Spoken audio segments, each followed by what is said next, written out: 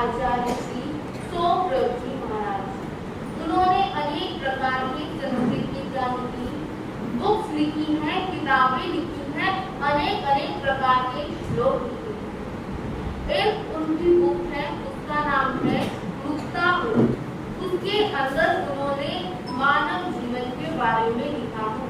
उन्होंने बताया है जो मानव का जीवन होता है वो एक वृक्ष की भांति होता है। उसके क्या होते हैं? फल होते हैं, क्योंकि जब कोई फल देने वाला वृक्ष होता है तो उसके क्या लगते हैं? फल लगते हैं। इस प्रकार सोमव्रत जी महाराज ने मनुष्य जीवन को वृक्ष के समान बनाया।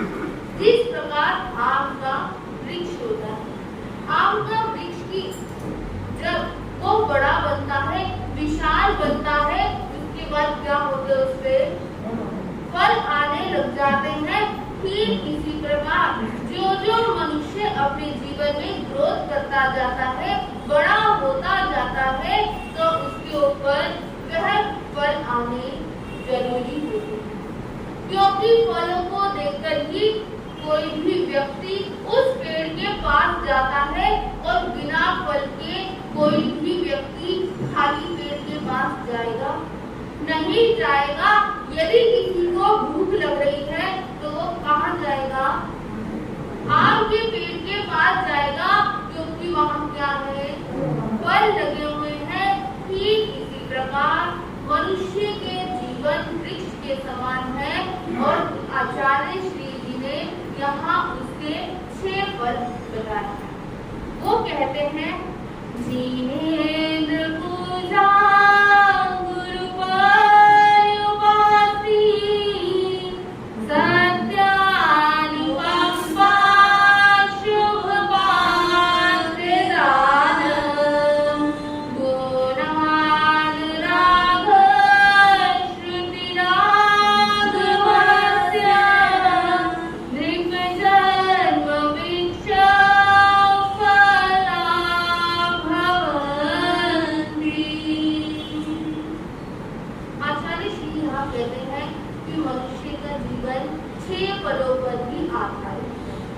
पहला वो बोलते हैं कि जिनेन्द्र पूजा। जिनेन्द्र पूजा यानी कि अपने जिनों के ऊपर असीम श्रद्धा भक्ति भाव क्या रखना चाहिए? व्यक्ति को जीवन में रखना चाहिए। दूसरा बोलते हैं सद्गुरु की उपासना।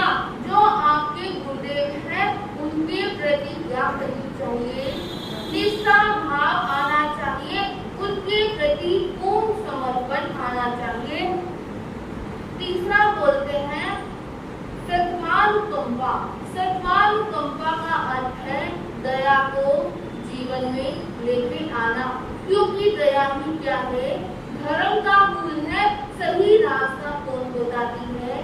दया बताती है। चौथा बोलते हैं सुपात्र दानम, यानी जो सुपात्र हो, सही पात्र हो, उसको क्या करना चाहिए? दान देना चाहिए, जिससे जो आपकी जमा पूंजी है कभी गलत जगह लगकर आपको क्या ना कर दे, दोष का भागी ना बना दे। पांचवा है गुणानुराग हो, यानी कि जो गुणी जन है उनके प्रति क्या रखना? भक्ति भाव रखना, और हमेशा यही विचार करना कि जो गुण उनके अंदर है वही गुण क्या हो, हमारे भीतर भी आए, जिससे क्या हो, हमारे जीवन में भी क्या बने? दोषों से रहित बनकर गुणानुरागी बने। और छठा बोलते हैं श्रुति राग मत्स्य, यानी कि आत्मों का श्रवण करना, आत्मों का स्वाध्याय करना, प्रतिक्रमण करना, ये प्रकार के 6 फल। अभी हमने संक्षेप में जाना, अब हम जानेंगे कि जो सबसे पहला फल है वो कौन सा था? अभी जिनेंद्र पूजा। हम इसके बारे में आज क्या करने वाले हैं? चिंतन करने वाले हैं। जिनेंद्र पूजा, इसमें 3 शब्द आते हैं, जिन, इन और तीसरा क्या है? पूजा। क्योंकि पूजा किसकी की जाती है? जो राग द्वेष से मुक्त हो। जिन हमारे कौन है? तीर्थंकर भगवान है, जिन्होंने क्या किया है? राग द्वेष को जीतकर अपने जीवन में क्या लाए हैं? सम्यक को लाकर अपना क्या किया है? कल्याण किया है और अपने रास्ते पर गए। परंतु व्यक्ति को सबसे पहले क्या करना चाहिए? राग और द्वेष से छुटकारा पाना चाहिए, क्योंकि राग और द्वेष का ऐसा चक्र घूमता है कि व्यक्ति को पता ही नहीं लगता कि कब उसके साथ राग जुड़ जाता है और कब उसके साथ द्वेष जुड़ जाता है। जिस व्यक्ति के साथ राग होता है उसकी सारी चीजें क्या होती हैं? अच्छी लगती हैं, और जिस व्यक्ति के साथ द्वेष होता है तो सारी चीजें वहाँ क्या लगती है? बेकार लगती है। उसे क्या करते हैं? लड़ झगड़ देते हैं।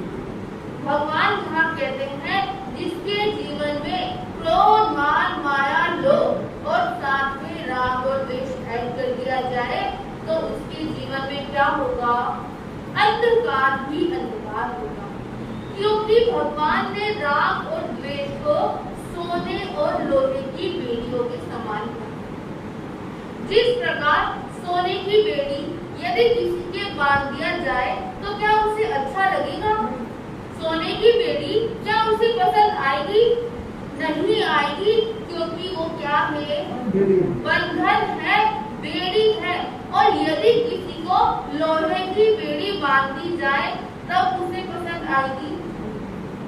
नहीं आएगी, क्योंकि वो भी क्या है? बंधन है। ठीक इसी प्रकार जो राग और द्वेष है वो क्या है? मनुष्य के बंधन है। मनुष्य को उसको क्या करना है? छोड़ना है। उसका क्या करना है? त्याग करना है। जब व्यक्ति अपने जीवन में इन चीजों को लाता है तो क्या होता है? उसका त्याग होना शुरू हो जाता है। वो क्या लाता है अपने जीवन में? जिनेंद्र पूजा, यानी जो हमारे जिन है, जो हमारे तीर्थंकर है, उन पर अटूट श्रद्धा। यहाँ पर कहते हैं कि जिस प्रकार किसी के यहाँ आग लग गई, फैक्ट्री में मान लीजिए आग लग गई और वहाँ धुआं उठ रहा है। जब धुआं उठ रहा है तो उस आग की लपटें और जगह ना फैले तो उसके लिए क्या किया? उस पर पानी डालकर उसको बुझा दिया। ठीक इसी प्रकार जब व्यक्ति के जीवन में राग की लपटें लग जाती है और द्वेष रूपी धुआं क्या होता है? उठने लगता है, तो वो पानी यानी कि जिनेंद्र की उपासना ठाकुरों की उपासना करने से वो क्या हो जाता है, नॉर्मल हो जाता है और अपने स्वरूप में धीरे धीरे आना शुरू हो जाता है। ये होती है जिनेंद्र की उपासना। एक बार गौतम बुद्ध के शिष्य आपस में लड़ झगड़ रहे थे। कोई कह रहा था कि आत्मा के पतन का कारण क्या है, कर्म है, तो कोई कहता आत्मा के पतन का कारण नारी है।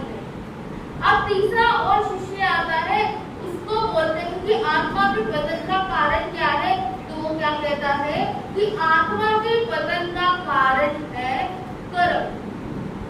अब किसी को भी क्या नहीं मिला, अपने संशय का निवारण नहीं मिला, समाधान नहीं मिला, तो वो कहाँ गए, गौतम बुद्ध के पास गए।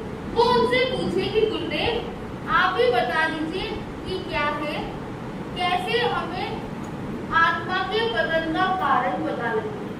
तब गौतम बुद्ध कहते हैं कि मान लो तुम्हारे पास एक क्या है, तुम्बा है, और इसको पानी में डाल दिया।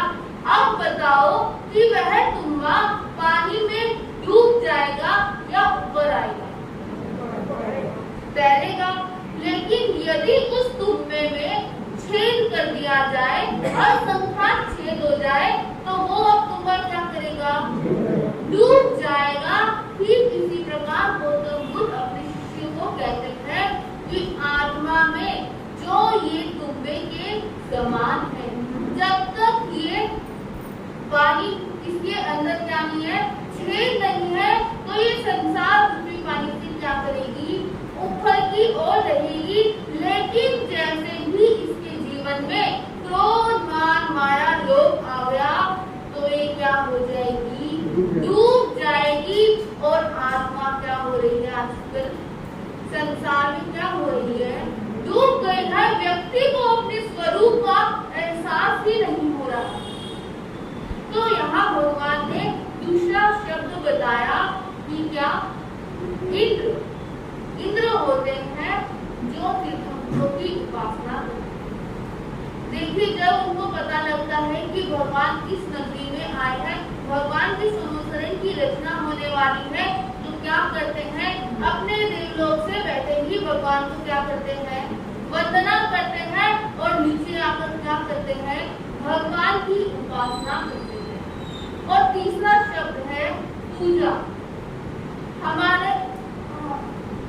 हमारे यहाँ कौन सी पूजा आती है, भाव पूजा। क्योंकि द्रव्य पूजा हम नहीं करते हैं, क्योंकि द्रव्य में क्या होता है, फल फूल वगैरह एकत्रित करने होते हैं और उससे क्या होता है, जीवों की हिंसा होती है। क्योंकि पेड़ों में भी क्या है, जान है, वह भी जीवित रहते हैं। लेकिन हमारे यहाँ कौन सी पूजा है, भाव पूजा। तो यहाँ भगवान कहते हैं कि भाव पूजा किसकी करते हैं। तो भगवान ने यहाँ बोला कि हमें किसकी करनी चाहिए, अरिहंतों की स्तुति करनी चाहिए, सिद्धों की स्तुति करनी चाहिए।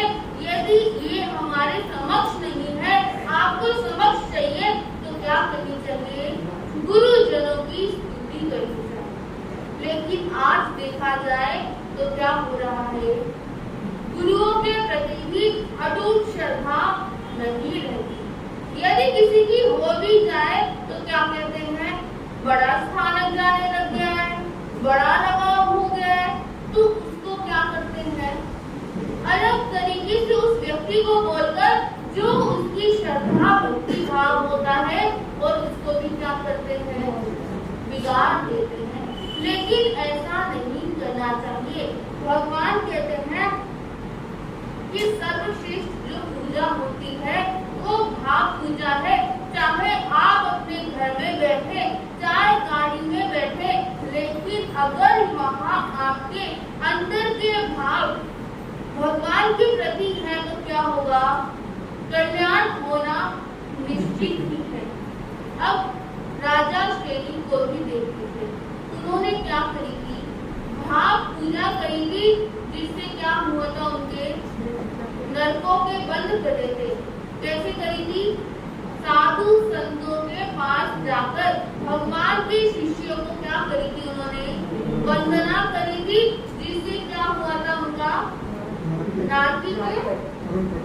बंद कट गए थे, इस प्रकार वंदना करनी चाहिए।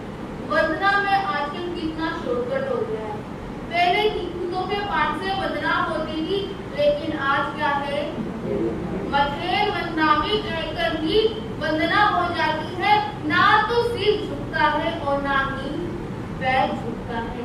लेकिन भगवान कहते हैं, यदि भाव पूजा में आपको अपना सर्वप्रथम कदम रखना है, सबसे पहले आपको भाव पूजा को क्या करना है, लाना है, तो क्या करनी चाहिए, गुरुओं को विधिवत वंदना करनी चाहिए। कई लोग तो ऐसे होते हैं कि किसी के मुंह से तो मथे वंदनामी निकलता है, लेकिन क्या होता है, सिर भी नहीं झुकता है। लेकिन ऐसा नहीं होना चाहिए। तीर्थंकर हमारे बीच में नहीं है, लेकिन साधु जो है वो तीर्थंकर का ही स्वरूप है, क्योंकि साधुओं ने क्या किया है, 5 महाव्रतों को ग्रहण किया है। 27 गुणों के वो क्या होते हैं, धारक होते हैं। इसलिए जिनेंद्र पूजा को यदि जीवन में लाना है, तो सबसे पहले अपने जीवन में गुरुओं के प्रति क्या करना है, आदर भाव लाना है। फिर धीरे धीरे स्टेप बाय स्टेप कहाँ जाना है, प्रभु के पास जाना है। इसलिए एक कवि ने बहुत ही अच्छी बात कही है भजन के माध्यम से। वो बोलते हैं, देवादि देव मेरे चरण पद्म है तेरे, काटो 84 फेरे, मुक्ति के दाता महावीर जी। ओ मेरे मुक्ति के दाता महावीर जी। तो अपने जीवन में जिनेंद्र पूजा को लाइए, और जो व्यक्ति जिनेंद्र पूजा को लाएंगे, उनका कल्याण इस लोक और परलोक में होता जाएगा। इन्हीं शब्दों के साथ नमो जिनानंद जी।